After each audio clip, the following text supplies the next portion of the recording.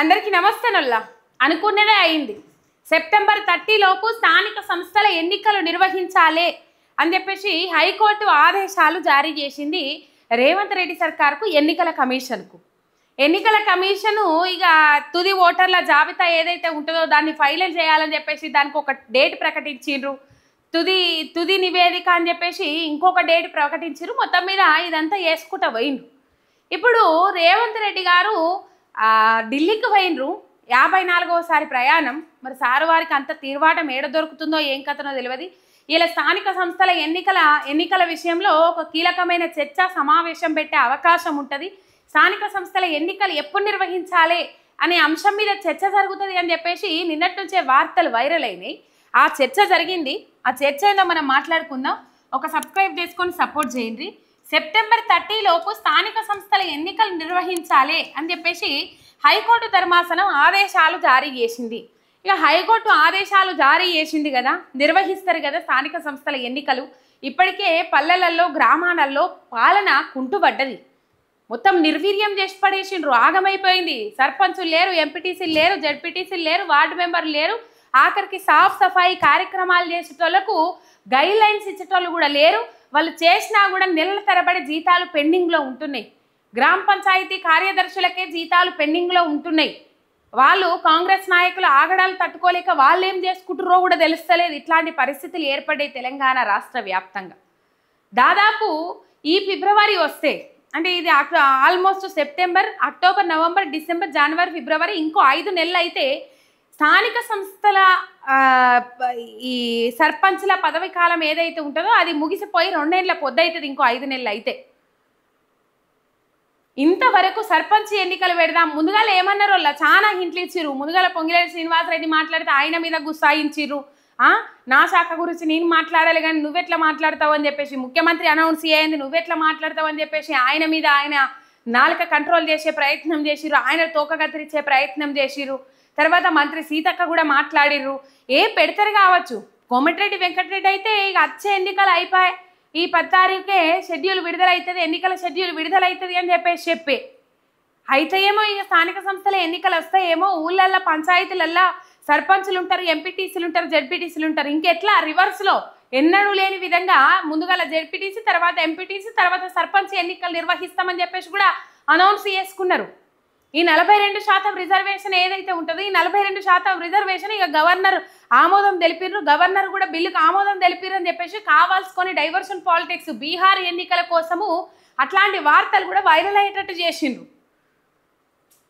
కొన్నిటిని విలీనం చేసే సందర్భంలో భాగంగా ఇదంతా వైరల్ అయింది అని చెప్పేసి రాజ్భవన్ వర్గాలు తెలిపినాయి. ఇదిని కూడా వైరల్ చేసే ప్రయత్నం చేసిండ్రు.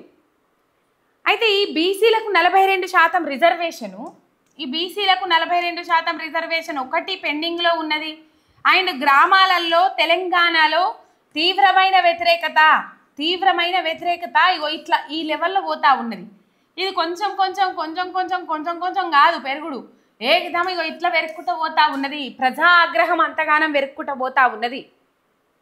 రైట్. మొత్తం మీద పెడతారేమో అని చెప్పేసి ఎదురు చూసిన స్థానిక సంస్థల ఎన్నికలు లేనట్లే. సర్పంచ్ ఎన్నికలు ఇప్పట్లో నిర్వహించలేమని చెప్పేసి చేతులు లావెట్టేసింది రాష్ట్ర సర్కార్. ఓ మీటింగు సమావేశం ఏర్పాటు చేసిరు కదా, ఆ సమావేశంలో ఇలా ఫైనల్ నిర్ణయం తీసుకున్నారు.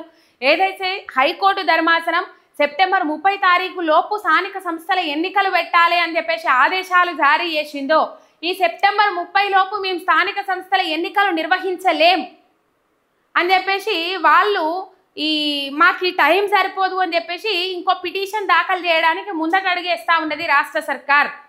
సెప్టెంబర్ 30 లోపు స్థానిక సంస్థల ఎన్నికలు నిర్వహించారట. ఇక అయిపోయింది. అప్పట్లో ఏమన్నాడు వాళ్ళ రేవంత్ రెడ్డి గారు, స్థానిక సంస్థల ఎన్నికలు పెట్టాలంటే 10 రోజుల టైం సరిపోతుంది అన్నారు. మరి ఇలా 30 తారీఖు కదా, సెప్టెంబర్ 30 ఇలా 19 తారీఖు కదా, సెప్టెంబర్ 30 తారీఖు అంటే ఇంకా 11 రోజుల టైం ఉన్నది.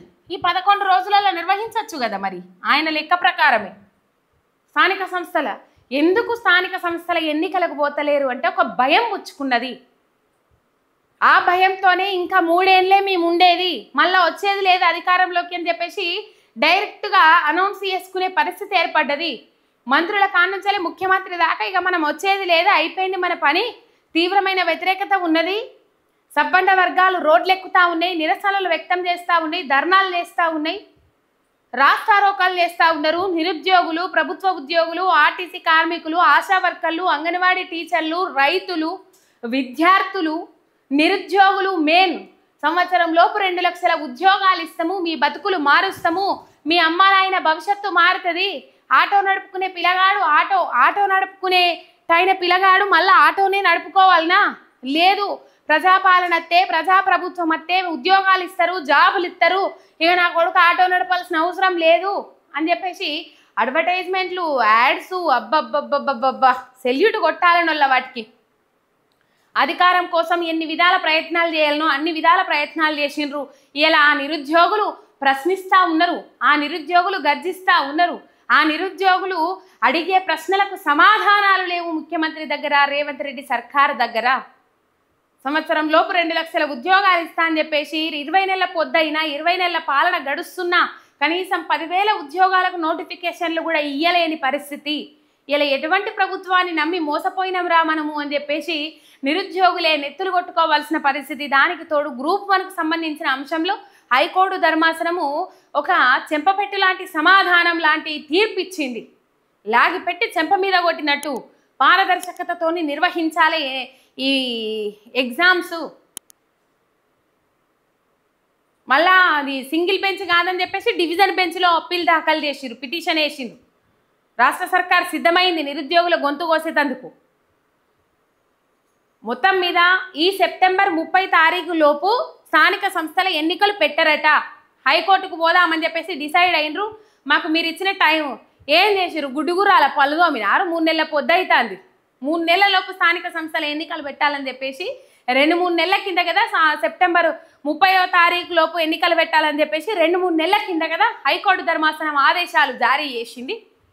3 నెలల పొద్దు అత్తున పోతున్న రామశిలిక రాకు బండలకి ఇసుకన్నట్లు అటు ఇటు చేతులు కట్టుకొని ఢిల్లీకి చక్కర్లు కొట్టుకుంటా ఆడికిడికి తిరగనికి టైం సరిపోయింది. బీహార్ ఎన్నికల ప్రచారం కాదు అని చెప్పేసి మాట్లాడుతూ ఉన్నారు. ఆడ ప్రచారంలో భాగంగానే ఇవన్నీ వేసుకొని తిరుగుతూ ఉన్నారు. ఇక్కడి సొమ్మంతా అక్కడికి మూటలు మోస్తూ ఉన్నారనే ముచ్చట్లయితే బాగా తెర మీదకి వస్తూ ఉన్నాయి. దేశంలో ఎక్కడ ఎన్నికలైనా తెలంగాణ రాష్ట్రం నుంచే మూటలు పోతాయి, తెలంగాణ రాష్ట్రం నుంచే హెలికాప్టర్ పోతుంది కాంగ్రెస్ పార్టీకి. ఇంకేమి లేదు. అది తెలంగాణ రాష్ట్రం అంటే కాంగ్రెస్ పార్టీకి, నేషనల్ కాంగ్రెస్ పార్టీకైనా అంటే ఢిల్లీలో పెద్దలకైనా ఇటు తెలంగాణ పెద్దలకైనా ఒక ఏటీఎం లెక్క మారింది. తెలంగాణ ప్రజల సొమ్ము పప్పు బెల్లాలు పంచుకొని తిన్నట్టు పంచుకొని తింటా ఉన్నారు. ప్రజలకు చేసింది ఏమీ లేదు, ప్రజలకు ఒరగబెట్టింది ఏమీ లేదు, చేసిన అభివృద్ధి లేదు, కట్టింది లేదు, పేర్చింది లేదు, పెయింట్ వేసింది కూడా లేదు. ఉన్న వాటినే పడావ పెడతా ఉన్నారు. రిబ్బన్ కత్తిరియడానికైతే ఎగేసుకొని ఉరుకుతారు, ఆ రిబ్బన్ కత్తిరించేటివి కూడా పడావ పెడతా ఉన్నారు. ఇట్లాంటి పరిస్థితి ఉన్నది. ఇప్పట్లోనైతే సర్పంచ్ ఎన్నికలు లేనట్లే చేతులు ఎత్తేసింది రేవంత్ రెడ్డి సర్కార్. ఇక చూద్దాం మరి రానున్న రోజులలో ఇట్లనే పెండింగ్ పెట్టుకుంటూ పోతే, ఇట్లనే డిలే చేసుకుంటూ పోతే వచ్చే సీట్లు కూడా రావు. మొత్తం మీద ఒకవైపు బీఆర్ఎస్కు గ్రాఫ్ పెరుగుకుంటూ పోతా ఉన్నది. ఆ గ్రాఫ్ అంతకంతకు పెరుగుతానే ఉన్నది తప్ప తగ్గుతలేదు. ఎందుకు తగ్గుతలేదు అంటే వీళ్ళు ఎన్ని విధాల ప్రయత్నాలు చేసినా, కుటుంబ కలహాలు ఉన్నాయని చెప్పి సృష్టించే ప్రయత్నం చేసినా, కుటుంబంలో వాడుకొని ఆగం చేయాలని చూసినా అని చెప్పేసి ఎన్ని విధాల ఎన్ని ప్రయత్నాలు చేసినా బీఆర్ఎస్ గ్రాఫ్ పెరుగుతుంది తప్ప తగ్గుతలేదు అని చెప్పేసి కొంతమంది బయట మాట్లాడుతూ ఉన్నారు విశ్లేషకులు. అయితే ఈ కాంగ్రెస్ ఇంకా నెగ్లెక్ట్ చేసుకుంటూ పోతే, ఇంకా స్థానిక సంస్థల ఎన్నికలు పెట్టకపోతే అభ్యర్థులు కూడా కరువు కావాల్సిన పరిస్థితి ఏర్పడుతుంది. కాంగ్రెస్ పార్టీ నుంచి నిలబడడానికే భయపడాల్సిన పరిస్థితి ఏర్పడుతుంది. దండుగా పైసలు దండుగా నిలబడు దండుగా అని చెప్పేసి అనుకొని వెనకడిగేసే పరిస్థితి ఏర్పడుతుంది. ఇప్పటికే కాంగ్రెస్ కార్యకర్తల పరిస్థితి ఏ విధంగా ఉందో జనాలల్లో చూస్తానే ఉన్నాం.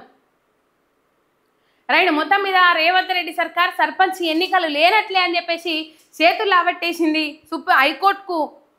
హైకోర్టులో పిటిషన్ ఈ 30 తారీఖు దాకా మీరు ఇచ్చిన టైం సరిపోలేదు అని చెప్పేసి ఇంకా కొంచెం సమయం కావాలని చెప్పేసి కోరడానికి ముందడుగు పోతా ఉన్నది. అది చెప్పేసిండ్రు, అయిపోయింది. రైట్. ఒక సబ్స్క్రైబ్ చేసుకొని సపోర్ట్ చేయండి. మీ ఎంఆర్ మీడియా తెలంగాణ శనార్థి.